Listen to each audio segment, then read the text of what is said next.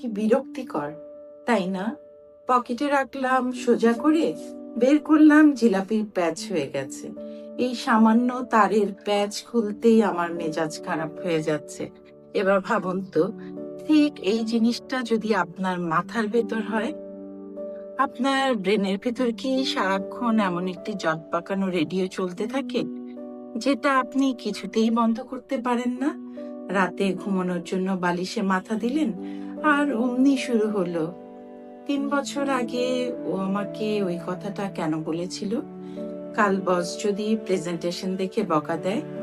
আমার best friend কি আমাকে ইদানিং এড়িয়ে চলছে? যদি এসব প্রশ্ন আপনার মাথায় ঘুরে, তবে স্বাগতম। আপনি একা নন। আমাদের দেশের লাখ লাখ মানুষ প্রতি রাতে এই চিন্তার লুপে আটকা পড়ে যায়। আজ আমি আপনাদের নীলার গল্প বলবো। নীলা কোনো মানুষ নয়। নীলা হলো আমাদের ভেতরে সেই অস্থির মন যে রাতে সবাই ঘুমলেও জেগে থাকে, পুরনো স্মৃতি ঘাটে, অজানা ভবিষ্যতের ভয় কল্পনা করে আর বর্তমানটাকে ভুলে যায়। নীলা হলো একটা ভাঙা টাইম মেশিনের যাত্রী। নীলার কাছে একটা অদৃশ্য টাইম মেশিন আছে, কিন্তু সমস্যা হলো মেশিনটা ভাঙা। এটার ব্রেক কাজ করে না। নীলা যখনই একটু চুপচাপ বসে, মেশিনটা তাকে জোর করে অতীতে নিয়ে যায়। সেখানে গিয়ে নীলা দেখে 5 বছর আগের সেই ভুল সিদ্ধান্ত, সেই বিব্রতকর মুহূর্ত, সেই ব্রেকআপের স্মৃতি। নীলা চিৎকার করে বলে, আমি আর এসব দেখতে চাই না। কিন্তু মেশিন তাকে জোর করে দেখায়। একে বলে ডিপ্রেসিভ রুমিনেশন বা বিষণ্ণ চিন্তার পুনরাবৃত্তি। আবার হঠাৎ করে মেশিনটা তাকে ভবিষ্যতে নিয়ে যায়। সেখানে গিয়ে নীলা দেখে সবকিছু ধ্বংস হয়ে যাচ্ছে। সে চাকরি পাচ্ছে না, তার বাবা মা অসুস্থ হয়ে যাচ্ছে, সে একা হয়ে যাচ্ছে। আসলে ভবিষ্যতে এসব কিছুই ঘটেনি, কিন্তু নীলার ব্রেইন তাকে একটা হরর মুভি দেখাচ্ছে। একে বলে এংশাস ফোরকাস্টিং বা আগাম দুশ্চিন্তা। বেচারা নীলা, সে অতীতে আফসোস করছে, ভবিষ্যতে ভয় পাচ্ছে, কিন্তু মাঝখানে এই যে সুন্দর বর্তমান সময়টা, সেখানে সে আরাম করে 1 কাপ চা খেতে পারত, বৃষ্টির শব্দ শুনতে পারত। সে সেটা মিস করে যাচ্ছে। আচ্ছা, নীলা কি আমি, নাকি নীলা আসলে আপনি? চলুন একটু লজিক দিয়ে বুঝি। আমাদের ব্রেন আসলে আমাদের শত্রু না, সে আমাদের বডিগার্ড। আদিম যুগে মানুষ যখন বনে থাকতো, তখন সব সময় সতর্ক থাকতো, ওই ঝোপের আড়ালে বাঘ নেই তো। আমাদের ব্রেন এখনো সেই আদিম যুগের সফটওয়্যারেই চলছে। সেই সবসময় হোয়াট ইফ বা যদি বিপদ হয় খুঁজতে থাকে। সমস্যা হলো, এখন তো আর বাঘ নেই, তাই আপনার ব্রেন আপনার বসের ইমেইল, শাশুড়ির বাঁকা কথা বা বয়ফ্রেন্ডের সিন করে রিপ্লাই না দেওয়াটাকে বাঘ মনে করে। ফলে শরীরে অ্যাড্রেনালিন হরমোন বাড়ে, বুক ধড়ফড় করে, আর আপনি ভাবতে থাকেন সব শেষ। সহজ কথায়, আপনার ব্রেনের র্যাম ফুল হয়ে গেছে। আপনি এতগুলো ট্যাব একসাথে খুলে রেখেছেন যে এখন সিস্টেম হ্যাং করছে। এটাকে অফ করবেন কিভাবে?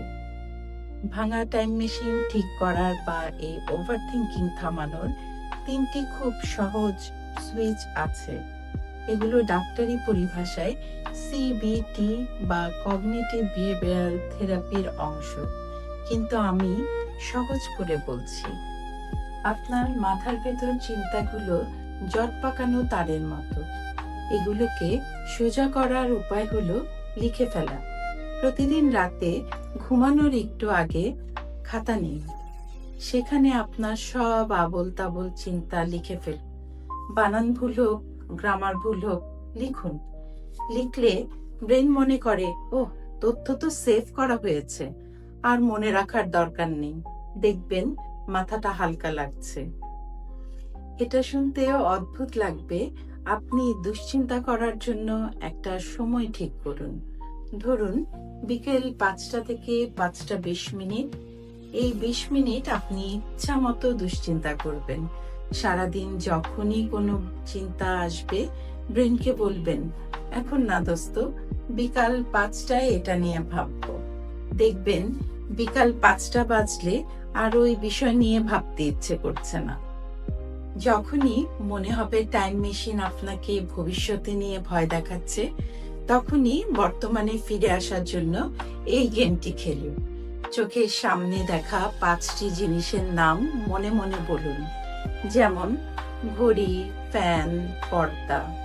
স্পর্শ করা যায় এমন 4টি জিনিস, ধরুন বিছানার চাদর, নিজের হাত। শোনা যাচ্ছে এমন 3টি শব্দ শুনুন, পাখির ডাক, গাড়ির হর্ন। নাকে আসছে এমন 2টি গন্ধ নিন, জিহ্বায় একটি স্বাদ অনুভব করুন।